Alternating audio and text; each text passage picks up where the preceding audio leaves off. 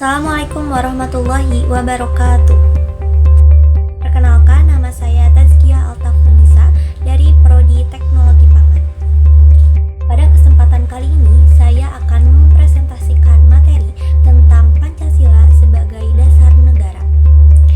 Pancasila memiliki kedudukan yang sangat penting bagi bangsa Indonesia.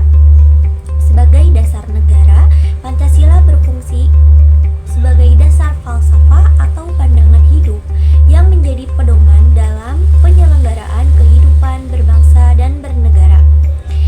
Dengan kata lain, segala peraturan dan kebijakan negara harus berlandaskan pada nilai-nilai Pancasila.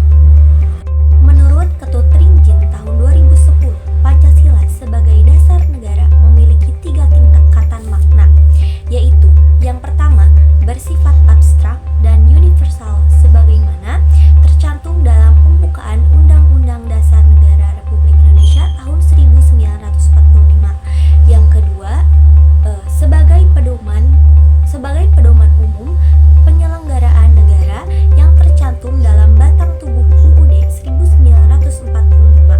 Dan ketiga, sebagai petunjuk khusus yang konkret seperti yang terdapat dalam Undang-Undang Peraturan Pemerintah serta Peraturan Presiden. Yang selanjutnya, Pancasila memiliki hubungan yang sangat erat dengan pembukaan UUD 1945.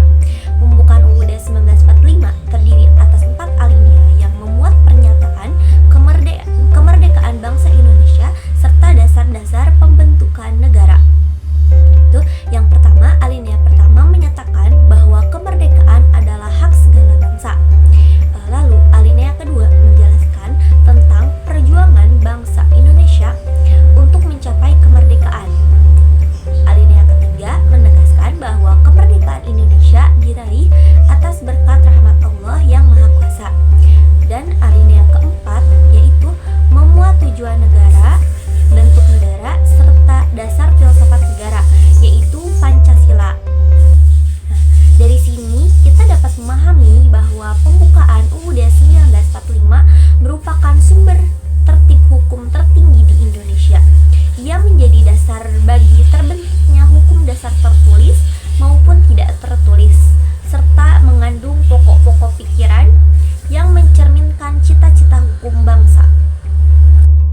Secara hakikat, pembukaan UUD 1945 dapat disebut sebagai Stats Fundamental Norm yaitu norma fundamental negara yang tidak dapat diubah oleh siapapun. Norma ini merupakan pengejawahan dari proklamasi kemerdekaan 17 Agustus 1945 yang menjadi sumber semangat dan legitimasi berdirinya negara Republik Indonesia. Selanjutnya, Pancasila juga berfungsi sebagai segala sumber hukum di Indonesia. Nah, hal ini ditegaskan dalam pasal 1 ayat 3 UUD 1945 yang menyatakan bahwa Indonesia adalah negara hukum, serta pasal 2 Undang-Undang Nomor 12 Tahun 2011 yang menegaskan bahwa Pancasila merupakan sumber dari segala sumber hukum negara. Pancasila juga menjadi asas kerohanian bangsa yang mengandung nilai-nilai dasar, yaitu ketuhanan, kemanusiaan, persatuan, kerakyatan, dan keadilan. Nah, kelima nilai inilah yang menjadi pedoman dalam membentuk norma-norma kehidupan berbangsa, baik norma hukum, norma etika, kesopanan, maupun norma agama. Kemudian, Pancasila juga dijabarkan sebagai konkret dalam pasal-pasal UUD 1945. Contohnya, nilai ketuhanan yang Maha Esa tercermin dalam pasal 29 yang menegaskan bahwa negara berdasarkan ketuhanan yang Maha Esa dan menjamin kebebasan beragama.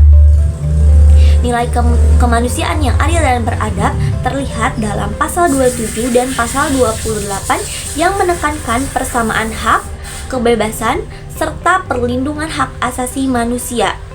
Nilai persatuan Indonesia tampak dalam pasal 1 dan pasal 18 yang menegaskan bentuk negara kesatuan Republik Indonesia. Nilai kerakyatan yang dipimpin oleh hikmat. Cukup sekian yang bisa saya sampaikan. Wassalamualaikum warahmatullahi wabarakatuh.